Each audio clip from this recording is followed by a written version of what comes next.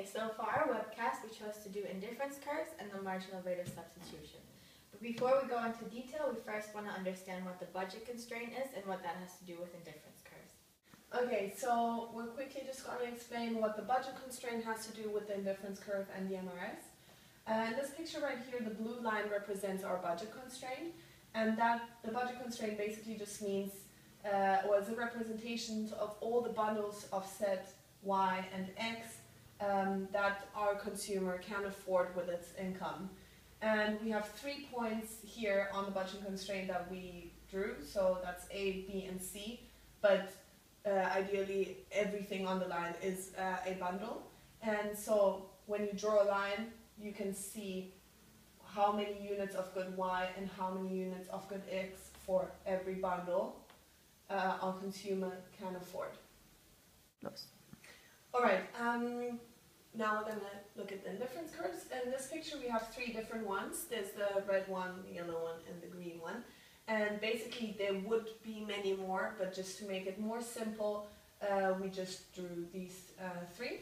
And a indifference curve just represents all the bundles that a consumer would be indifferent to regarding his utility.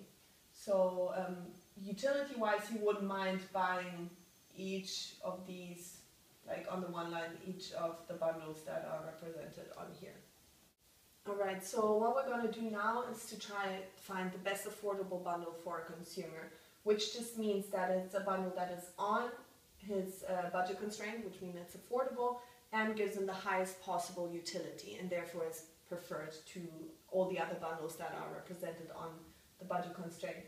And as we can see here, the budget constraint crosses point A and point B on 2 different indifference curves, but as the yellow line is higher than the red line, that is the preferred bundle. To make this clear, if this blue line was shifted, because the income was different, and would cross a point on the green line, that would then be the most preferred bundle because it is set higher than the others. Right, on a quick side note, these indifference curves can never cross because that would violate at least one of the properties of preferences in economics, which are more is better, convexity, transitivity, and completeness.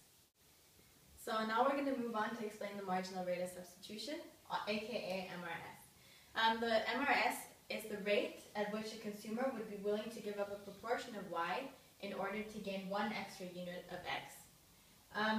This is known by the absolute value of the slope at a specific point. In this example, it would be A, and it's the same as the tangent to the point A. So let's move on to calculate the MRS. To find the slope of this line, we usually do rise over run. So in this case, we'd have 1 over 1. And since this slope is sloping downward, we know that it's a negative slope. So we get negative 1 over 1. So in other words, we know that this is negative 1, which means that this consumer would be willing to give up 1 unit of Y to get 1 extra unit of X. So in our second example, at point B, we want to find again the marginal rate of substitution. We know that it's negative sloping because it's downward, so we already put our negative. Then we do rise, which is 1 over 2, divided by run. And this can be depicted the same as 1 over 2 divided by 2. 1 over 2 divided by 2 is 1 over 4, negative. And therefore, this means that we'd be giving up a quarter of good Y in order to gain 1 extra good of X.